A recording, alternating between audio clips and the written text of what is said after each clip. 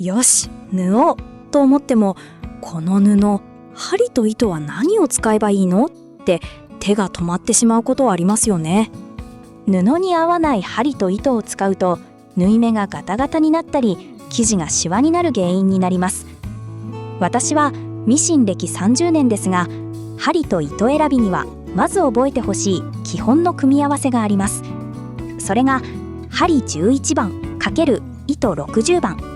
この動画では初心者さんに向けに布に合う針と糸の選び方を分かりやすく解説します。後半では布別のおすすめ組み合わせも紹介するので、ぜひ最後まで見てください。まずは針の番号から見ていきましょう。針には数字が書いてありますよね。実はこれ、数字が小さいほど細い針っていう意味なんです。最初は逆じゃないのって混乱しちゃいますが、単純に大きい数字は太い針。そこで一番よく使うのは11番。これを基本に覚えておくと安心です。普通の綿布ならだいたいこの子にお任せ。手芸店で迷ったら、まずは11番を手に取れば間違いありません。でもなんだか縫い目がガタガタ。そんな時、針を新しいものに変えるだけで解決しちゃうことが多いんです。針は消耗品なので、一作品ごとにお疲れ様って交換してあげるのが綺麗に縫うプロの秘訣。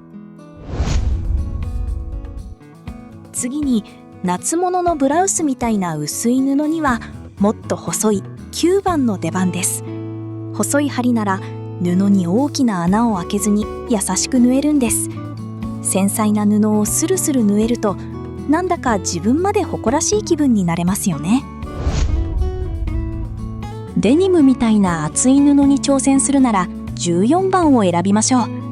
適切な針を使えば針が折れる心配をせずにスイスイ進めます。力持ちの14番くんなら厚い布も頼もしくサポートしてくれますよ。もっと分厚いハンプやバッグを作るならさらに太い16番の登場です。ここまで来るともうミシンが任せろって言ってるみたいで心強いですよね。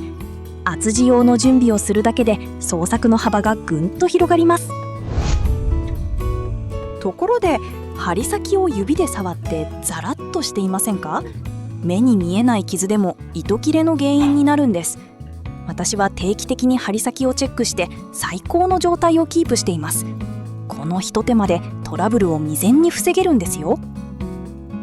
また買う時に絶対チェックしてほしいのが HA×1 という記号。これが家庭用ミシン針の証なんです。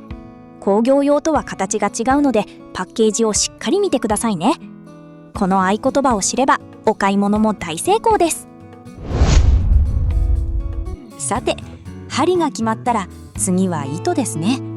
カラフルな糸が並んでいるのを見ると、それだけで何を作ろうかなってワクワクしちゃいます。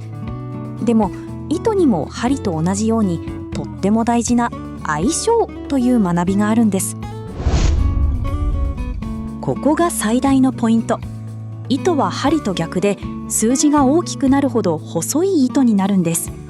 30番より90番の方が細いなんて最初は不思議な発見ですよね。でも慣れればパッと選べるようになりますよ。糸の一番の万能選手は60番。これさえあれば大抵のものは作れちゃいます。まずは生成りや黒、グレーを揃えておくと便利ですよ。私も最初はこの色たちを頼れる相棒として大切にしていました。薄い布には細い90番の糸がおすすめです。布に自然に馴染んで縫い目がきれいに整い、仕上がりがプロっぽくなります。スーッと気持ちよく縫えるのもポイントです。デニムのステッチなどしっかり見せたいときは太い30番の糸を使いましょう。縫い目がくっきり出て作品に表情が出るので、一気におしゃれに仕上がります。自分で作ったの？と聞かれるような仕上がりになりますよ。糸の素材はポリエステルがおすすめです。丈夫で切れにくく扱いやすいので、初心者の方でも安心して使えます。綿の糸も風合いがあって素敵ですが、まずはポリエステル糸から始めるのがおすすめです。手元に手縫い糸があるから代用しちゃおう。これはちょっと待って。手縫い糸はよりの方向が逆なのでミシンに使うと絡まりやすいんです。ミシン専用の糸を使うのが相棒を長く愛用するための秘訣ですよ。本番の布を縫う前に端切れで試し縫いをしましょう。糸調子を確認できるので安心して縫い始められます。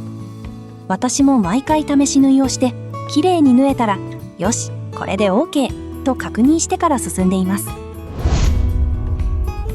薄い布を縫うなら9番の針と90番の糸の組み合わせがおすすめです。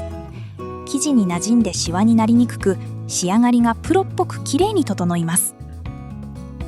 普通地なら11番の針と60番の糸の王道コンビ。迷ったらこれという安心感があります。日用品から小物まで一番長くお付き合いするペアになるはず。まさに手作りの基本ですね。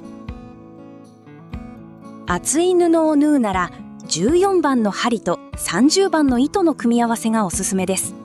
しっかりした縫い目になり、厚地でも無理なく縫い進めることができます。丈夫で安心感のある仕上がりになりますよ。T シャツみたいな伸びる布にはニット用の針と糸を使いましょう。普通の針だと目飛びしやすいですが、専用の道具を使うだけであれ簡単って驚くはず。準備さえ整えばニット地も怖くありません。もし糸が絡まったり縫い目が飛んでしまっても大丈夫。針や糸の状態を見直すサインです。